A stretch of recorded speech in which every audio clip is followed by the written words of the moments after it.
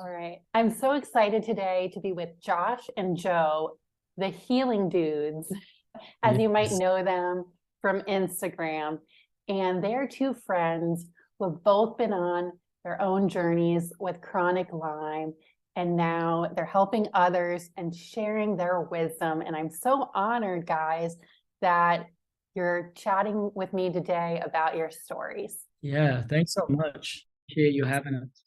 So I like to start off by asking my guests, what's your purpose for sharing your stories? And what got you to team up and to start the Healing Dudes?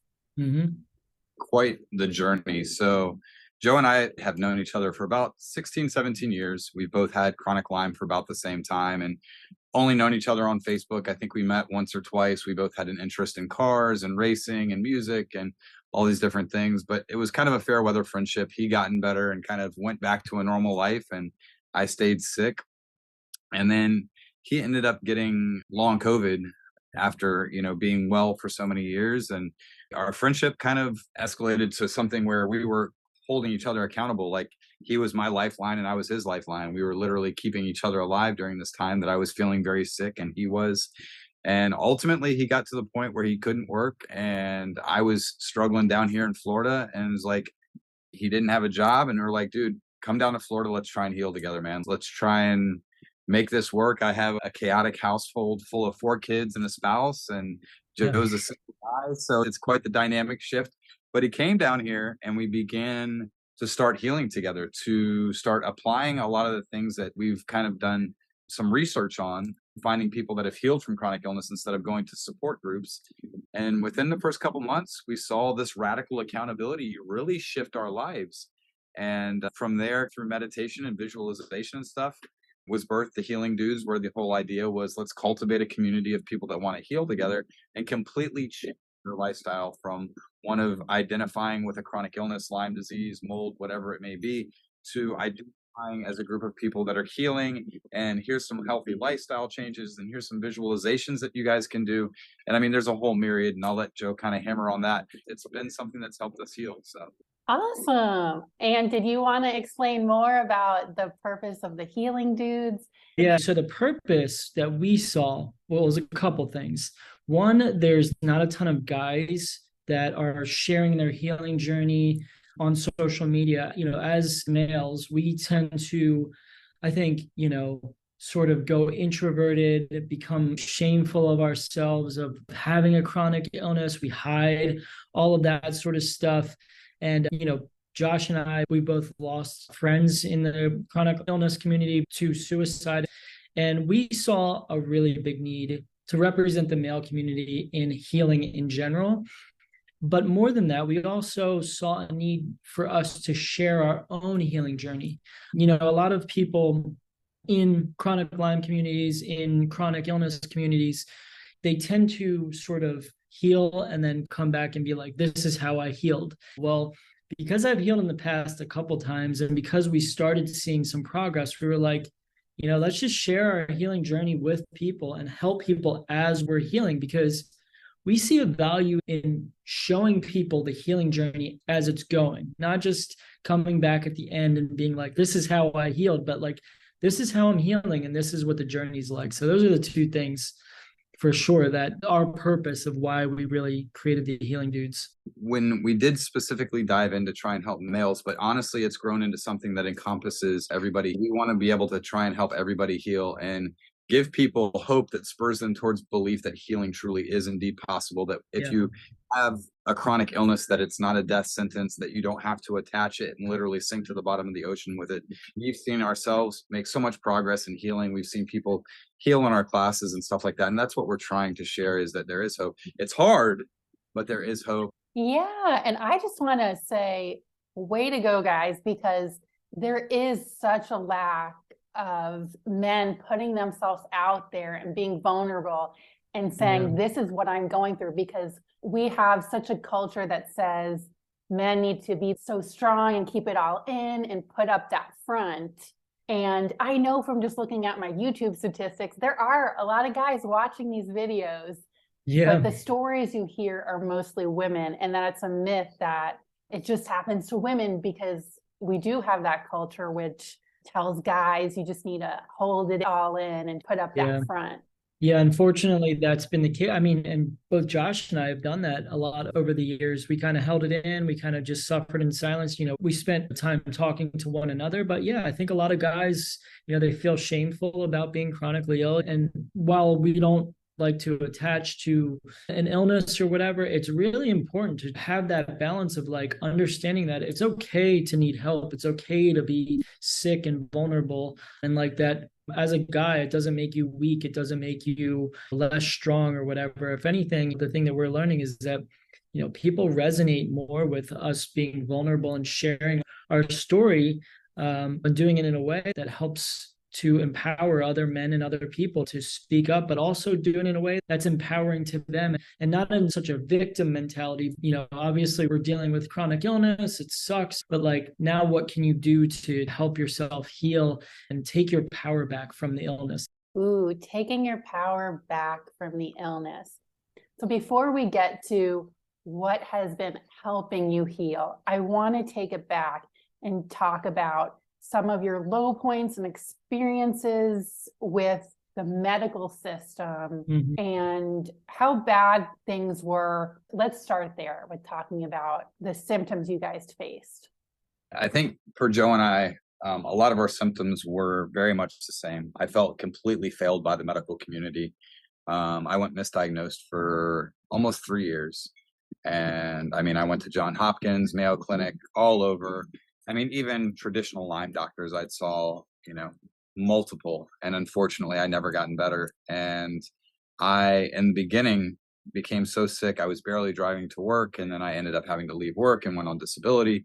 And the fatigue was so profound. I would either sleep 19 hours a day or I would go 2 hours without sleeping. It varied. The anxiety, the derealization, depersonalization, heart palpitations, agoraphobia, depression. I mean, literally any symptom that could, and it's been a long time. 17 years is a long time to suffer. And I was a figurehead in the Lyme community. I founded a nonprofit. We marched on Capitol Hill. We protested the CDC, the IDSA. And I got to really see just how sick people were, how sick I was. At my worst, I had neuropathy from my waist down. I couldn't feel anything. I was in a wheelchair. My son was homeschooled so he could take care of me. So I've really been to the bottom of the barrel at this. When I was 32, I'm 43 now. I was seeing an electrophysiologist. We were 3 weeks away from me getting a pacemaker. I mean, it was really, really, really bad. And to be honest, I didn't want to live anymore. I had no quality of life. I had no friends.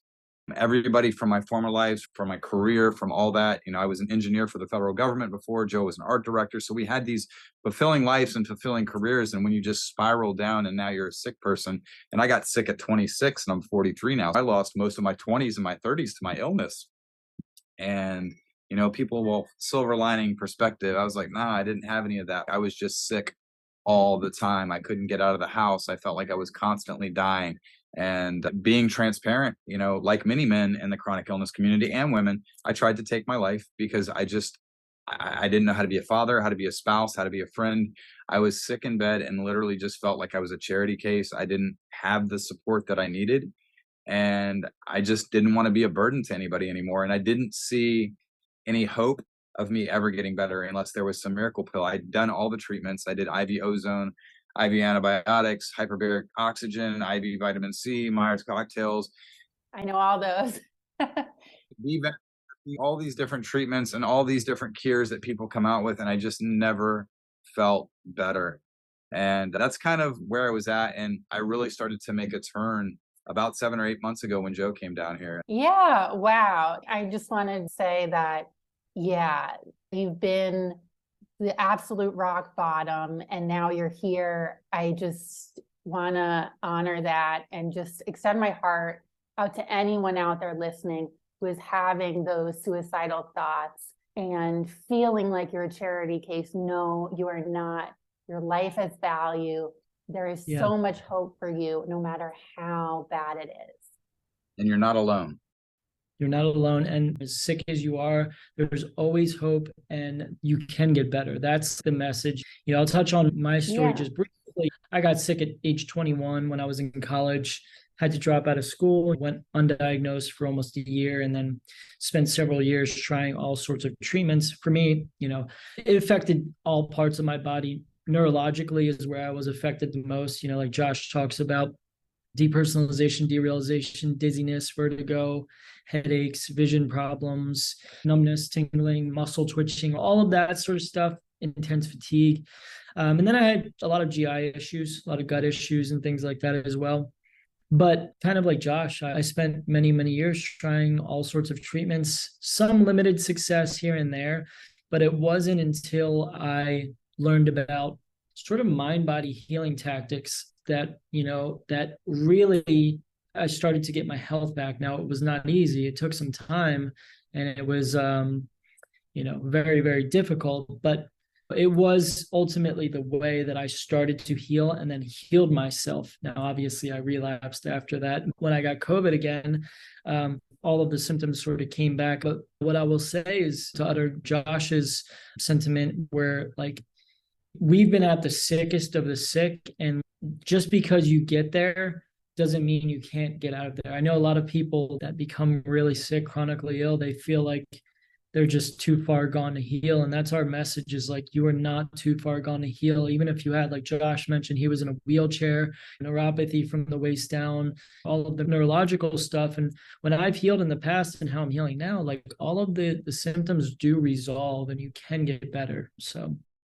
I do want to ask, so you had a recovery from Lyme after many years, then you get knocked down by COVID. Yeah. You had said you used a mind-body approach to heal from the Lyme initially. Yeah. Did you see any old patterns come back, maybe of stress before leading up to COVID? Yep, that's exactly what happened. COVID was like just the straw that broke the camel's back. Prior to that, I had been dealing with a ton of stress through work. Well, I went back to working in advertising, and I went back to drinking and, not putting the best stuff in my body, not taking care of my body as much. So I was adding a lot of like external stress through work, through relationship stress, through trying to be a perfectionist through my work, putting so much stress on myself. I was also getting my master's degree at the same time as working. And it was, just a combination of things. And then I finally got COVID, and that's when it just crashed my immune system. I was getting sicker prior to that. Mm-hmm. I was having more flare-ups and symptoms, and I was having more rundown days, but it wasn't like really, really full-on relapse. It wasn't affecting my life completely until I got COVID. So yeah. Yeah, I definitely relate. Yeah. All right. So Josh, you had talked a little bit about how this affected your family. And can you describe how this affected your family and how this has made your family stronger now? But I'm sure it wasn't always like that. Yeah, no, chronic illness is something that wreaks havoc on a family. It will absolutely rip it to shreds if there is not a strong foundation. When I'd gotten sick, I had one kid. I have 4 now. That's why I have no hair. It has been it's been a bittersweet journey. There's been many highs and lows, some incredibly viral moments that led to being on talk shows and national media and stuff. So at the very beginning, when I got sick, I was 26. I was at the peak of my career. I'd just been promoted to senior engineer, and my spouse didn't have to work at the time. So everything was taken care of. Life was grand, white picket fence. We just had a baby. Things couldn't have been more perfect. And then you hit the wall of chronic illness, and I was struggling to get out of bed. I was struggling at work. I played men's travel basketball. I couldn't do that anymore. I would literally go to work. I couldn't even eat dinner. I would go face down on the bed as soon as I got home. I would wake up in the morning, shower, and do it again until I eventually got so exhausted that I just could not work anymore. And obviously, mortgage, car payments, bills don't stop when chronic illness comes in. They're still there. I was in DC, so it was a 2-hour commute to work and a 2-hour commute home, and that took everything. And I would get sick in the parking lot before work, and driving home, I don't even remember the car drives most of the time. I was just that sick. And it started to put a wedge between my wife and I, because all the doctors that I was going to, you just have anxiety, you're overworked, it's depression, it's all in your head. Yes, I was anxious, but I also was anxious because there was stuff going on inside of my body that was far more than an anxiety that I just couldn't quite explain. And the last doctor that I had seen wrote on a piece of paper, he's like, "You are healthy." And he folded it up and he gave it to me. And he told my wife and my family that he'd gone to the doctor's appointment with me. They're like, anytime that he's feeling sick, have him look at this. So I'm supposed to look at this piece of paper and it says, "You are healthy." It's going to make me feel great. It's like, fantastic. He's like, all your blood work's been fine. Like all your workups are okay and stuff like that. And, ultimately I ended up meeting someone online that had me get tested through different labs for Lyme disease. Once I got those labs, I went back to that doctor and I was banging on the counter. I was like, "Look, dude, you ruined my life. Like I'd lost it." But, I had to stop working. I went on disability. So my wife had to go back to school. So the whole dynamic of a relationship changed. And I'd become so sick that my then 7-year-old son was the one that was taking care of me. That transition to the neuropathy from the waist down. I'm in a wheelchair. So everything from going to the bathroom to getting food, like he's bringing my supplements, my medications and stuff that a kid shouldn't have to. And he was a 7 and 8-year-old kid taking care of his sick father. And then, the incredible viral moments that happened, like the Golden State Warriors and Steph Curry invited us out because he had a video that went viral and just everything just absolutely exploded. And after that, we had that brief moment of happiness. And then I just crashed again. It took everything to go out to San Francisco and to go there. And I've ruined trips to Disney World. Like we'd buy the tickets, I'd get there and I would just be so overwhelmed that we'd have to come back and, hospital stay after hospital stay. And literally next thing you know, the entire family's identity revolves around being sick. Doctor's appointments, medications, bankruptcy that happened way, way back in the early 2000s because of chronic illness. So it does put a huge stress on it. I now have 4 kids and it's crazy to say the least. And it has been, and it's definitely had its challenges. It's like, there's definitely been times that we all wanted to kill each other, not literally, but at the end of the day, I know who has my back. And now that I have the diagnosis and now that I'm trying to heal and going through that, like my kids are all super aware of what's going on. I push for them, they push for me. And that's kind of it. I'm not saying it's easy at all. Like there's definitely times where things blow up, but at the end of the day, I've been married for 22 years. And I don't know how I would have made it through this journey. Now I will say they weren't enough for me to want to stay checked in. Like when I tried to take my life, I felt as if I wasn't the provider that I needed to be, or I wasn't the person that they needed to look up to. So I want to encourage anybody, whatever spectrum you're on, whether you're single, whether you have family, it doesn't matter. We have to have a purpose, and getting better can be that purpose. So that's kind of it in a very small nutshell.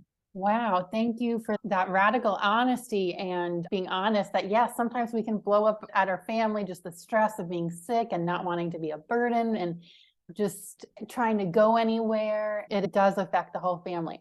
I want to talk about, it's so interesting because all 3 of us and most of us who are healing or who have healed, we all had that medical PTSD of being told, oh, it's just anxiety. Yeah. Yet we are now healing through mind-body methods. Yeah. And so when people, and I'm sure you've gotten some maybe upset people, I've gotten some internet trolling of people saying, you're just one of them. You're that doctor who, I was like, no, I experienced the same terrible gaslighting as you. Yeah. There were one little comment just dismissing it versus all the mind body work we do, the understanding of the nervous system and how that intricately affects our entire bodily processes. Yeah, so I want to talk now about your epiphany after having gone through years of medical PTSD like the rest of us. So when did you realize, okay, this doctor was an a-hole who just said I was anxious, but anxiety is part of the whole nervous system. So when did you have that epiphany? Okay, that the mind and the state of my nervous system would have a role in this. Yeah. So it's kind of funny that you brought that up because so after I got better, I actually ended up writing a book called It's All in My Head. And it was kind of, taking that power back, but also kind of like mocking the doctors that kind of said that because we get that, right? But, neurological Lyme and all that stuff, it is in your head. It had several meanings. And I think one of the last lines in the book is like, when doctors told me it was all in my head, maybe they were onto something. Not to mean that they were like right in the way they were saying it was all in my head, but a lot of the healing that I experienced came from healing my mindset, came from healing my body through the power of neuroplasticity and things like that. And we do get a lot of the hate sometimes, that you were talking about, that you experienced, where people think we're spouting pseudoscience. But I think everyone has to go through that journey of like, let me try this, let me try these external things to get me well. As IV antibiotics, oral antibiotics, if it's ozone. And I'm not saying they don't work in some cases and they don't help somewhat, but if that is your foundation for healing, it's going to be hard to heal.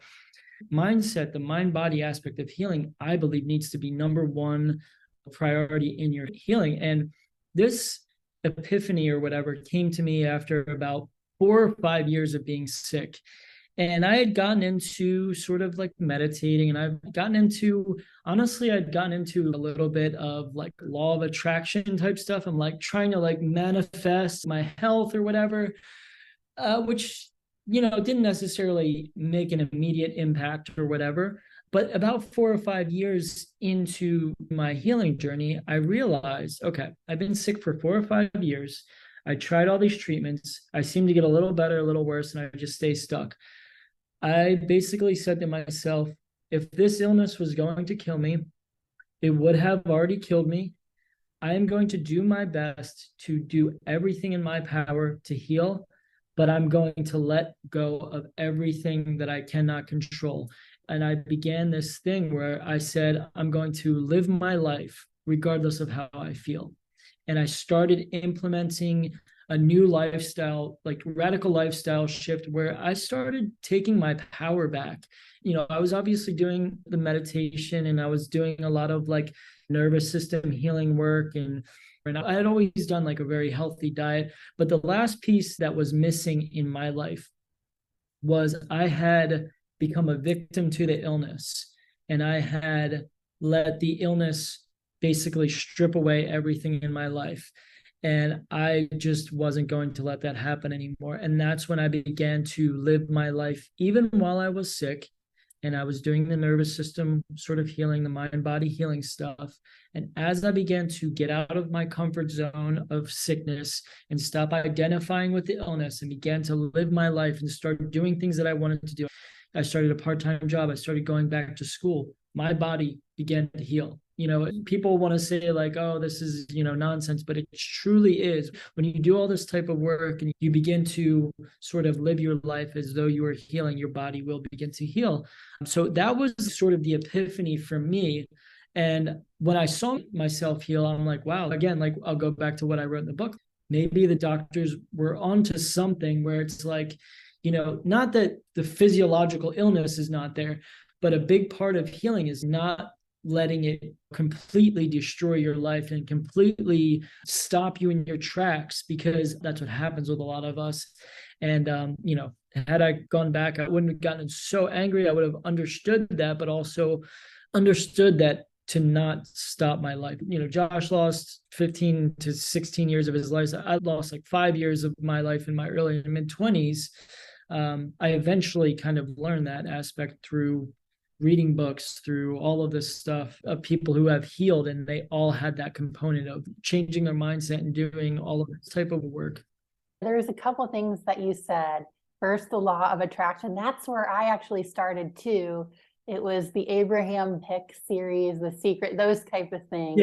Yeah. Louise Hay. Yep. And that was my introduction into this world. And that helped me just getting out of the resistance too, because I was always fighting against things. And that was a pattern in my entire life. Like I was the fighter, but learning to just surrender and then focus on what I did want. I want to ask you, Josh, because Joe, you had talked about going and living your life, but Josh, you had tried to do that. Like you tried to live your life and be a normal dad and go to Disneyland, and that caused setbacks. But Joe, you had said you had started part-time. So I'm wondering your thoughts, both of you, on that when you say live your life. Well, We know what happens if we try to live our life. But do you think it was because of the gradual approach you took while doing all these other things that were supporting your lifestyle and your nervous system? So what I've seen is the people that try to fight and just get through it and they don't let go and surrender. When you're gritting your teeth, you're signaling to yourself that you're fighting a battle. So you're telling your nervous system and your body that there's clearly something wrong. You're preparing it for this. Yeah. When I began to just let go, surrender, and let it come as it comes, realizing that I cannot control the timeline. I have zero control over the time. And this is the biggest thing that pisses me off in the healing community. There are so many pretty pictures of programs and people that just look healed and stuff like that. And they paint it as though it's this easy thing, and it's not. Healing is hard work, but it's not a battle that you fight. If you try to fight through this, if you try to grit your teeth, if you try to put your nose to the plow and go down, it's just simply not going to work. And when I realized that, what I was doing is the whole time that I was going to Disney, I was like this. I was a mess. I am absolutely broadcasting into the future what exactly is going to happen when I get to Disney World. Oh my gosh, you're going to pass out. Oh my gosh, you're going to die. You're going to need to be in a wheelchair. How are you going to operate all these people? Instead of visualizing and meditating on it being a successful and healing trip. So by the third month of our class, one of the things I was scared of is flying and leaving the state. So I flew to Vegas and Utah, and I took all these trips that I hadn't in 17 years to show myself that regardless of where I am at, I am safe when I am present. So my surrounding area doesn't matter. It is when I am with myself, when I am present, that is where I am safe. So the difference is I've seen people get better when they choose to just let go of the identity of being sick. And I know it sounds spooky, but there's a lot of science that actually supports this. And this is what's great. I had a friend that was really sick. He was sicker than I was. And he just decided to get up and leave his toxic relationship, backpack across the country. Next thing I know, he's like working on a farm in California and living in a beach hut down in Mexico. And he chose to live and to not fight, but to let go. And he didn't get better instantly, but gradually over time, all he would talk about is gratitude, and he wouldn't focus so much on his symptoms. Yes, he was symptomatic, but he wasn't talking about them all the time. The step that we use is we visualize and then meditate on the life that we want to live. So if you want to be healthy, obviously we've got to begin acting as if though we're healing, doing healing activities. So it's gradual. So for me, I was completely agoraphobic. I didn't just jump out and go, get on a plane. Like I would go to Walmart. Sometimes I'd run out. But what I had to realize is, Joe says this a lot, we had to get comfortable with being uncomfortable.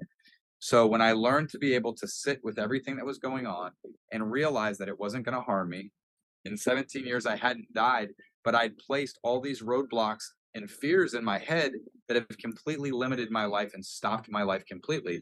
So I believe that even though you're chronically sick, you can still live a completely full life. It's this idea that we completely surrender to our fears and symptoms and give them so much more power than they really have.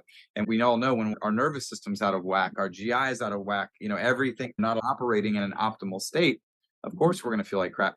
And normally, to answer your first question, I was fighting through it. I was like, I am going to get through this. I'm going to pull my bootstraps up. I am going to win. I'm going to fight. And that's not it.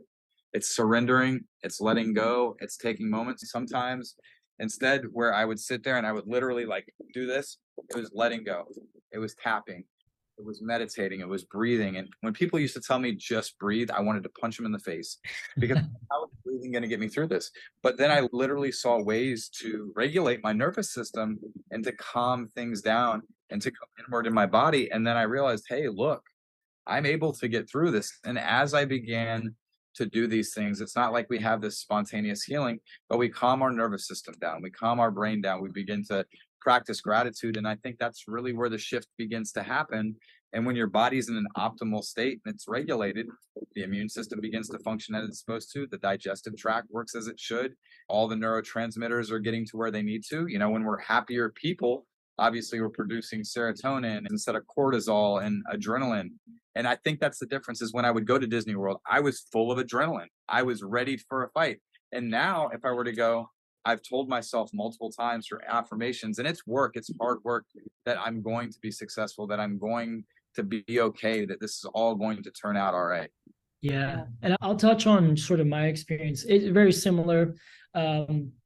it is a gradual process, and it was for me. So what I would do is when I began, sort of living my life, there's a lot of success and failure in there. And Josh can attest to that as well. When you're beginning to re-enter the world after you've been sick for so long and you're kind of letting go of all of the stuff you can't control and you're still trying to live while you're sick, there are some failures throughout that. But like Josh said, I had to sort of accept where I was. And something that I really latched on to heal was this concept. It's a therapy term called acceptance and commitment therapy.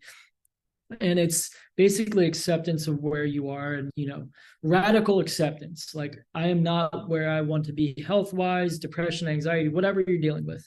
But committing to do the things that you want to do or once wanted to do or that you would love to do if you were healthy, regardless. And so I started implementing this practice, but I did it little by little. It was along with all of the mindset and mind-body work. I did it little by little. That's when I was like, let me start to just see if I can live. So I started, I took a little part-time job. I started going out and seeing friends. And sometimes I would have to come back home if I wasn't feeling well. But I never let it completely make me quit and just be like, I can't do it.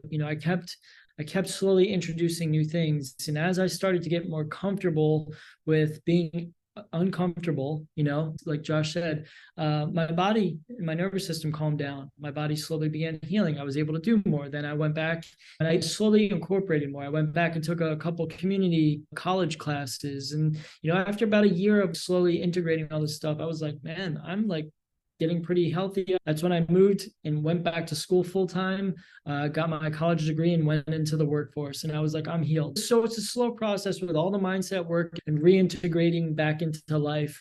It does take a lot of patience with yourself. So yeah, like Josh said, if you're kind of just like, I'm just going to fight my way through it, it's not the way to do it. It's going to be difficult. Your body is going to create the cortisol, adrenaline. You're going to adding more stress to your body. You got to induce stress, but in a healthy way, where you're introducing stressors that you want in your life. So I had a goal of getting back to college. So I know I needed to go back to get into school. It's not that I was so gung-ho about getting back to class, but it was a goal of mine. And so I had to introduce that stress of going back to class. But it was a good stress because once you accomplish these things, then that's when you get the healing hormones, the serotonin, the endorphins, all of that sort of stuff. When you accomplish these goals, when you're sick and struggling, and that's something that I really benefited from. And I know Josh has, and I know that something that we really talk about is going after goals and things that you want to do, even while you're sick. Yeah. And I just want to say that both the acceptance and going after goals, normally it's one or the other in our culture. Yeah. It's we just radical acceptance and then just don't do anything. Or it's achieve, grit.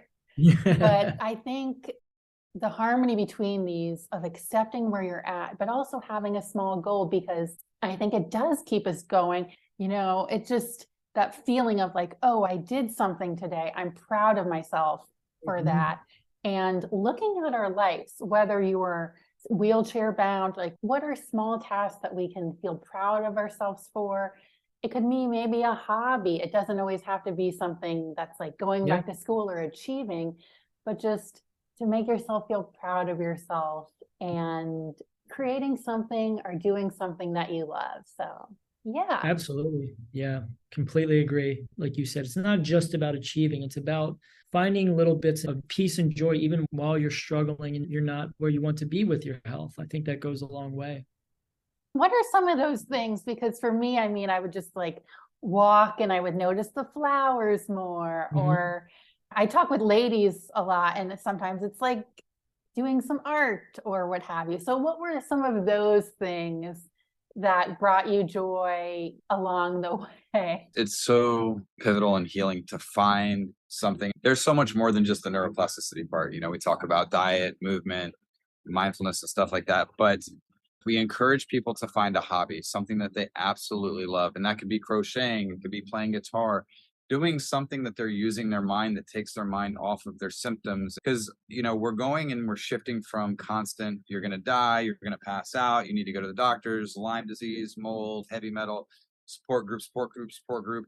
That's literally what we wake up with. And then you begin to shift towards gratitude. And then let me hop into a hobby. And a lot of the time we get people that come and say, well, I don't know what I love. Okay. Yeah. And it's so frustrating. I don't know. Okay. So now you're going to take time and you're going to meditate and you're going to try and visualize what is it that you used to enjoy before that. And maybe it looks completely different. As long as the hobby is something helpful and productive, not watching TV or scrolling on your phone or something like that, but picking up a guitar, like I said, crochet. And we tell people to create something. So the whole Healing Dudes thing came out of meditation. So the idea of we're creating a health food brand that's actually really deep in the process that we're super excited about. And that has become literally our hobby. Joe and I have both raced and stuff like that. We haven't gotten back into that. But literally this whole thing, while it's stressful at times, like 9 months ago, this whole Healing Dudes thing wasn't even a thought. But I feel like it's been a magnet that's kind of helped pull us out of our illness because it distracts the mind from the constant, oh my gosh, I feel like this or I feel like that. And what we've noticed is people that have like derealization, depersonalization, pain, fatigue, when they're doing this hobby or they're doing this thing, before it might be at a 10 and it drops down to like a 3 or to where they don't even realize it because their brain is preoccupied with playing the guitar, painting. And I think for Joe and I, we both kind of share the same thing, is going to the beach. Like if we're feeling terrible, we go to the beach, we ground. He has a park that he sits in a hammock at every day and watches dolphins and manatee. We're right where Hurricane Ian hit. So my beaches are completely destroyed, unfortunately. But out in nature is one that's helped both him and I. And working on this Healing Dude stuff and developing this bar that we're coming out with. And those are things that have helped us. And we encourage people to find something big.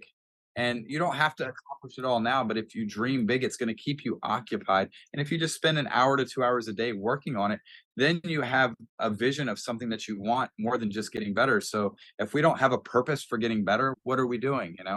This is so important. I do want to touch on this. So a lot of the reason that, like for me and then for other people I know, that we don't go after our purpose is because we're afraid of failure.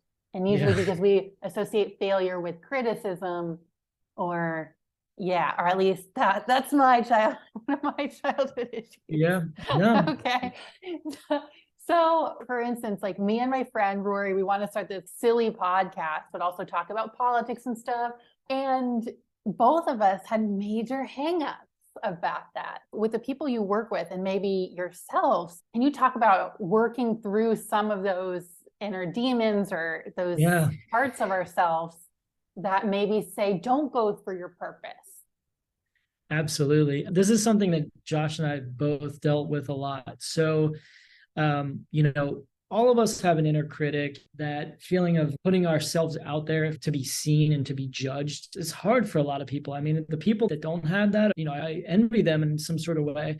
And when we started even just doing the Healing Dudes, just speaking on camera was so foreign to me. I had spent all these years as an art director. It's like, now I'm going to share my story with other people. So I had a lot of things to work through myself with not caring of what people thought about me, because it is, you're putting yourself out there, or you're putting yourself out there to be judged, or there's a potential things can fail. You really have to find that sort of thing within that pulls you to it, that says, I don't care if it works out or if it doesn't, I want to do it anyway. I'd rather take that chance and fail rather than stay in something that's safe and comfortable. And the thing that happened to me, truthfully, and, I think it happens to a lot of people with chronic illness. The chronic illness comes and it basically just shatters your world. You lose friends, family, job, whatever. And while it's very destructive, it is sometimes the best place to create something new. So like when I lost my job, or I didn't lose it, I quit my job, actually. It wasn't serving me any longer. I was really sick at the time. I decided, I've spent all these years working, doing things that I don't really truly always want to do. What is it that I actually want to do? And then I had to kind of push past these fears. And that's a big thing that Josh and I both talk about healing, is getting past fears. Not only the fears of that you go out and drive and begin to re-enter life again, but get past the fears that are limiting you from dreaming big in creating a new life. And it's different for everyone. Some people don't really actually truly want that. Some people don't want to own their own business or go travel the world. They're happy in that. So it's different for everyone.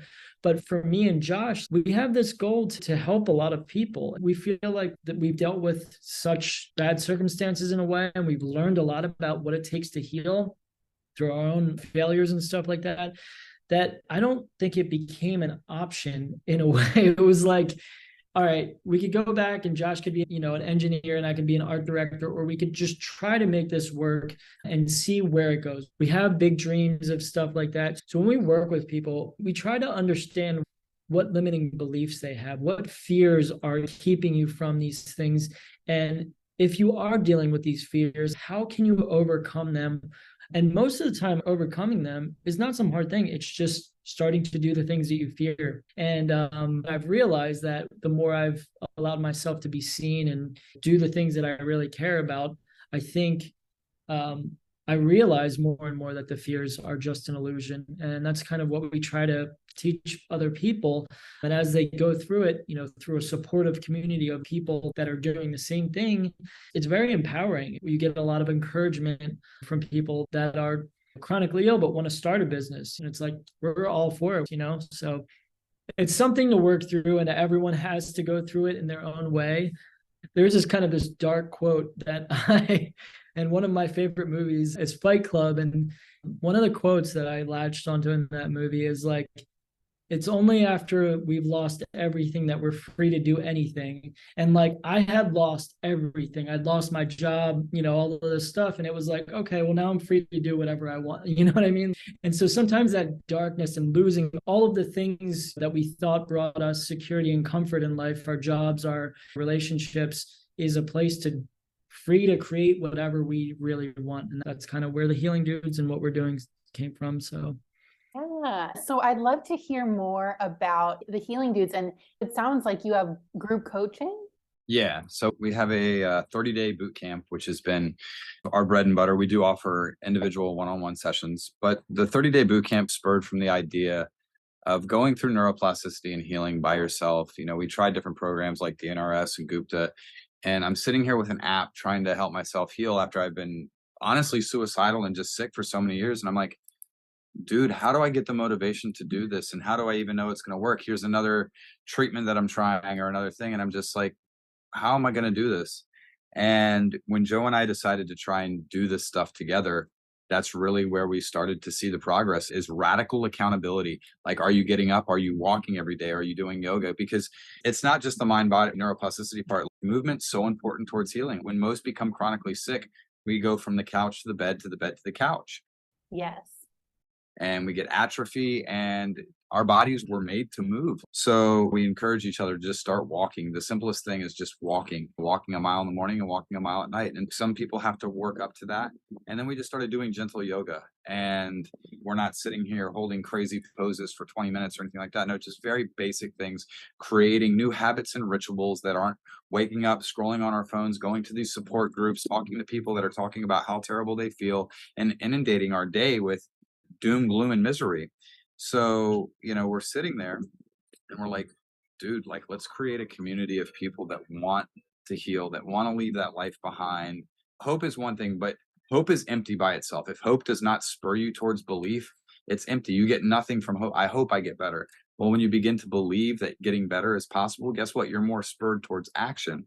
He was living in my son's room. This is an art director in DC that had this expensive condo, and now he's coming down and he's living there, and we're healing. Like, we're getting up, hey, let's get up and walk. Hey, let's get up and meditate. Hey, let's get up and visualize. Let's do this, dude. Let's get out of this hole together, man. And literally, like, it happened pretty quick, 2-3 months in, and we're seeing some pretty big changes. So what we started doing is offering these 30-day boot camps where we preach diet. Joe has his master's in nutrition. So we feel that diet is such a pivotal part of getting better. Like, you cannot heal your body if you're eating like garbage. Then we entail movement. Like, you have to move, you have to get back out.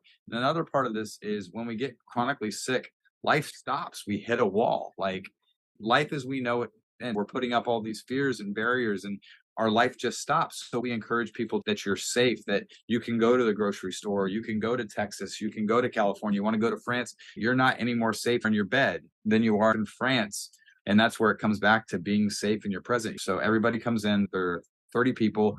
We cap it at that. Everybody gets a partner for the next 30 days. That is your accountability partner. You're going to check in with them and you guys are going to heal together. We can't always get the chemistry right, but you're rowing the boat in the same direction because everybody ultimately wants to heal.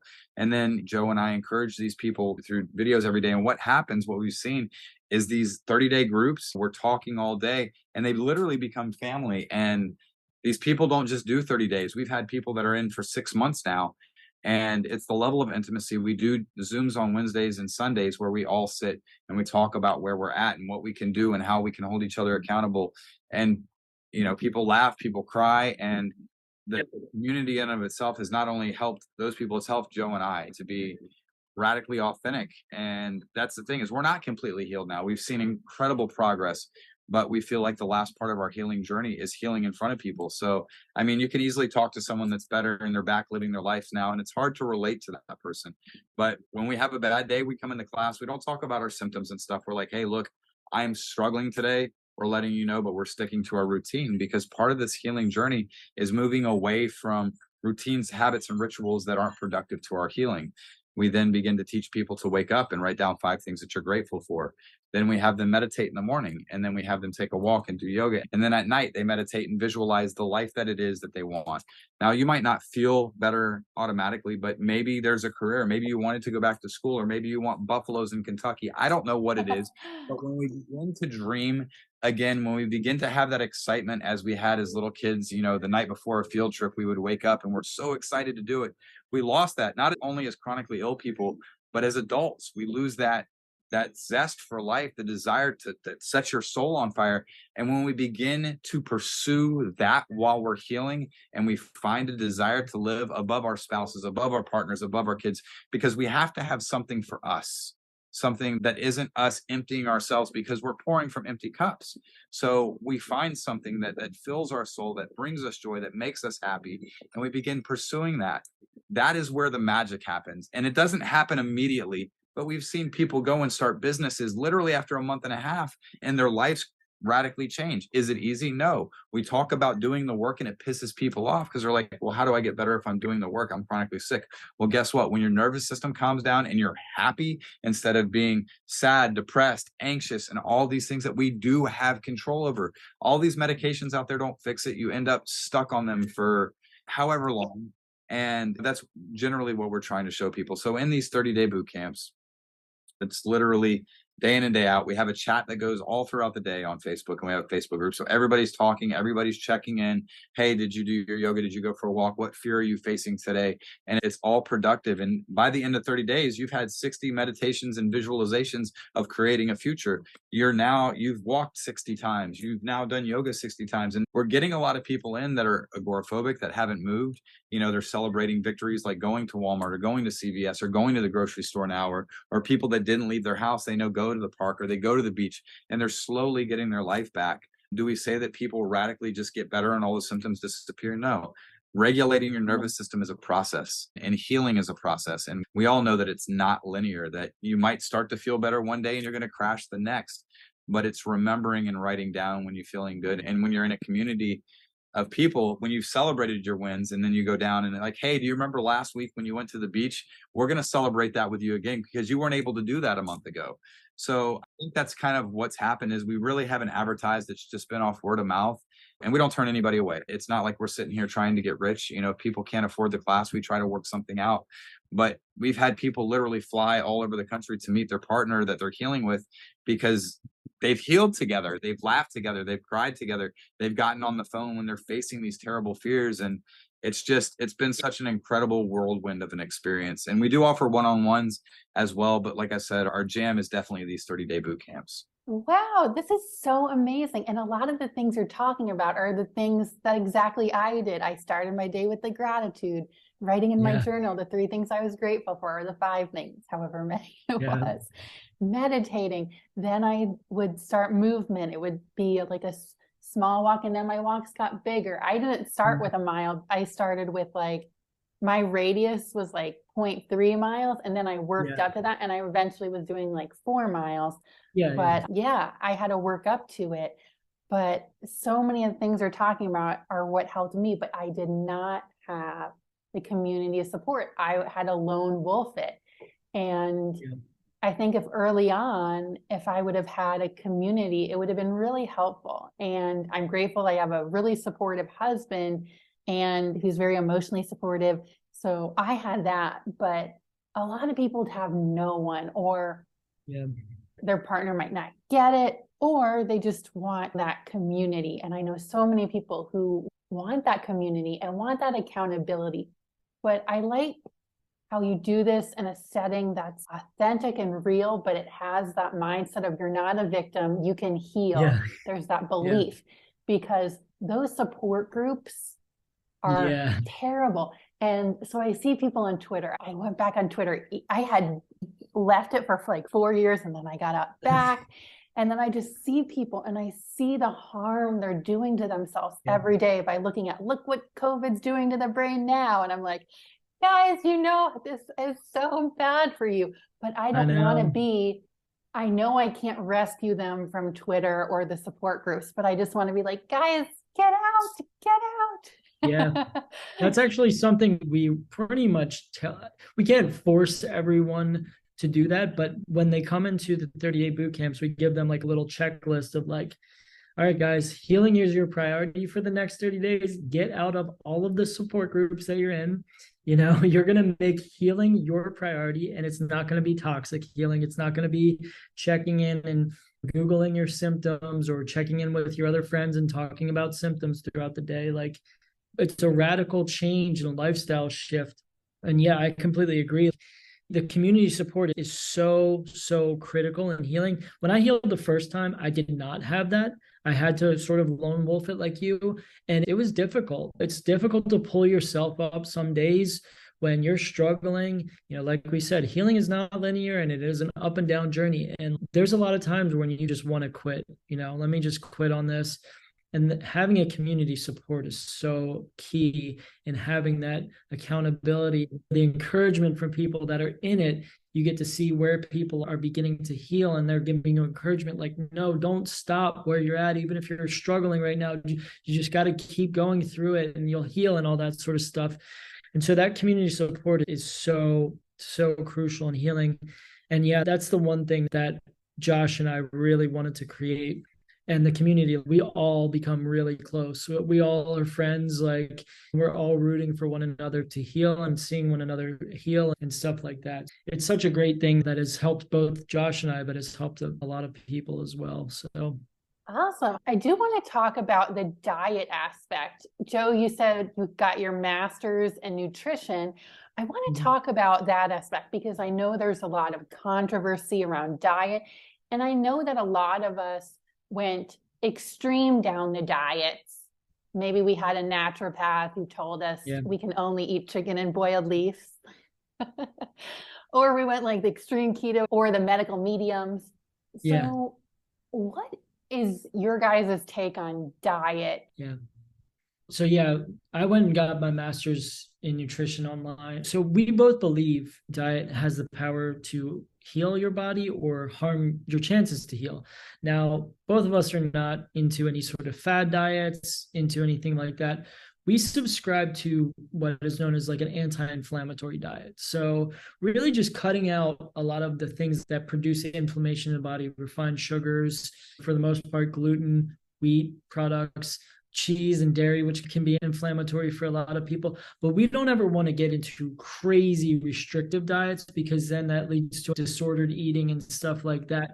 So what we do is we guide people through replacing a lot of things in their diet that are probably contributing to poor gut health, which, as a lot of people know, the gut-brain connection, and your gut houses a lot of your neurotransmitters and things like that. And what we saw was a lot of the programs, you know, DNRS and the neuroplan, they don't talk about diet at all. Like, they don't because their view on the diet is like, they assume that everyone went too crazy with the diet. And now it's time to just like eat whatever and do your happy visualizations with your cheeseburger. But Yeah. it's a little more nuanced than that. It But I is. get there are so many people who do need to really loosen the reins on diet because they went way, way too far. But that's good that you guys are talking about an anti-inflammatory diet. Are there any other diet principles? Yeah, so there are people in our groups that have gone the extreme end where they have gone very, very food restrictive. And that's where we try to help them through food fears of, because they had a reaction to this food, now they don't eat an entire class of food. So it's kind of like finding that balance of like, all right, do you actually have an allergy to something, or are you restricting yourself because you believe you're going to have a reaction because 10 years ago you ate a peanut and now you're scared of almonds or whatever, that sort of deal. There is that correlation. And we understand that when people come in, that a lot of people have food related trauma, and it takes a while to get over that. So when someone does have a reaction, there's a realistic trauma associated with that, and it takes some time to get through it. So diet, I think, is such a difficult thing because people, if you're thinking that you're going to react to it, I'll give you a perfect example because Joe was taking a blow up. I didn't mean to say it. It was just the first thing that came to my mind. I had anaphylaxis to peanuts, and naturally, when you're chronically ill, you do develop histamine reactions and whatnot. But what happened is I began obsessing over it. So I had that one anaphylactic reaction to peanuts, and I stopped eating all high histamine foods because it was the trend. It's what these doctors told me to. And I convinced myself in my head that if I were to eat any of these things, I would die. And we see every class, there's at least 7 or 8 people in there that have those same exact fears. So they've limited their diet. They're not getting the nutrition that they need to feed their body to heal. So like I said, going back to Joe, is I feared that I would react to all tree nuts. So when he was living here, both of our milks, I drink coconut milk, he drinks almond milk, and our cases look almost exactly alike. And when I've got kids in the background going on, I don't know what's going on. So I make my bowl of cereal. It's like this grain-free cereal. So I pour my bowl of cereal and I'm upstairs and I'm eating it and I'm not thinking anything about it. Like I'm halfway through it. And he comes up, he's like, bro, you realize you're eating almond milk. And the very moment that he said that, I felt like my throat was closing. I felt like I was getting hot. Like I was manifesting a reaction because I told myself for so long that if I ate these things that I was going to die, that I was going to have that same initial reaction that I had. And that's how powerful the brain is when we tell it something. Of course, now I think that I'm in danger. It's going to do everything that it can to tell me that that's a bad food, that I shouldn't eat that, because I've told myself and I've read and I've been in these support groups and I've had these doctors tell me bad, bad, bad, bad, bad. So when I eat it, bad, bad, bad, bad, bad. And guess what? I didn't die. Nothing happened. I didn't have to use an EpiPen. I was totally fine. Now, if someone's having true anaphylaxis, and obviously we're not doctors, we're not giving medical advice, I'm just simply sharing my experience. I've gone through that where, oh my gosh, it is literally, you've now triggered fight or flight. So you're going to feel all those very uncomfortable situations because your body's trying to preserve itself from eating something that it thinks is poison because you've told yourself this is poison. And the same things go with mold. Mold is everywhere. I can't go in this because of mold. And are these things real? Yes. But our brain becomes hyperreactive to things, and then our body becomes hyperreactive. And I think that a lot of people, when you talk about that, they get very offended because their identity is wrapped up in mold or Lyme or food sensitivities and stuff. I had and the mold, so yeah. Yeah, I slept in a tent in the July heat out here because I was so convinced that there was mold in my house, but I couldn't go near my wife because her clothes were, contaminated, and I got rid of my car and my house and my clothes. Oh my gosh, we got rid of everything. And my husband, he was like, I'm walking on eggshells because it's like, yeah. But then I would get mad though when like family would be like, I just don't know why you can't just be happy and eat what I made for you, or try to sneak it in or lie about what was in. That would like make me crazy. Like, my mom made some lamb and she had breadcrumbs on it and she was like, it's not in the lamb, it's on the lamb. And I'm like, what? I just lost it. Yeah. That was another one. But so it has to be in the right setting, a safe setting when we're doing these incremental introductions with the food. And it sounds like that's what you guys teach. So we try to find the balance of both, the people that have gone way too restrictive, and then there's a lot of people that are not restrictive at all, that just will eat candy, they'll eat whatever. And you can enjoy food, but we want you to understand that what you're putting in your body is also going to help your chances to heal if you choose the right thing. So we kind of allow people a lot of freedom, but a lot of people need individual catering and stuff like that as well. Yeah. So you can help them with that. Yeah. But also I'm just thinking like with a group, people are sharing ideas too, because I'm like, what do I make? And I'm not a chef or anything, but sometimes you run out of ideas. Yeah, we provide a guide as well. We provide like a food guide, simplified meal plans. What we eat as well, so people can kind of see it doesn't have to be boring. And you have a buddy system and you have your group Facebook chats and your group Zoom. So that all seems awesome. And I'm just so honored I could have you on my YouTube channel. And is there any final message you guys wanted to share with people listening? I'll let you both. Yeah. Yeah, I'll let Josh go. Yeah, so I mean, the 30-day boot camps, we have them every single month. Like I said, we want everybody to heal. We want to expand this community to where it reaches all throughout the chronic illness community. We really feel like there's just so much life-changing information in this, and we don't turn away anybody, even if they're not able to pay. We do have scholarships that are available, but every single month that we do this, and if you want to get in touch with us, all of our socials are at The Healing Dudes. The website's thehealingdudes.com. It has all the information about what we're doing, the 30-day boot camp, the one-on-one, and pretty soon the health food brand that's coming out. And yeah, we appreciate your time, Liz, and so grateful that you had us on today. Oh, it's my pleasure. Yeah. So grateful, Liz. And yeah, I just want to echo the first thing that I said at the beginning is that regardless of what people are going through, regardless of their symptoms, how sick they are, just to remind them that they're not too far gone to heal. Like both Josh and I have been through some of the worst times, the sickest, where we never thought we'd get out of it. It takes a lot of work. It does take time. It takes patience and all that sort of stuff. But to not give up, on yourself and not give up hope that you can get better, because you really can get better if you do the work. And hit us up if you need help. Again, like Josh and I, we do one-on-ones as well. We have boot camps going every month. And we're just here to help as many people get the information that they need to get their lives back and create new lives, actually, really. So thank you so much for having us. That's awesome. It's my pleasure. I'm so glad I could have you guys on. Yeah, have a good rest of your afternoon over there. Awesome. Thank you so All much, right, Liz. take care, Josh and Joe. Bye.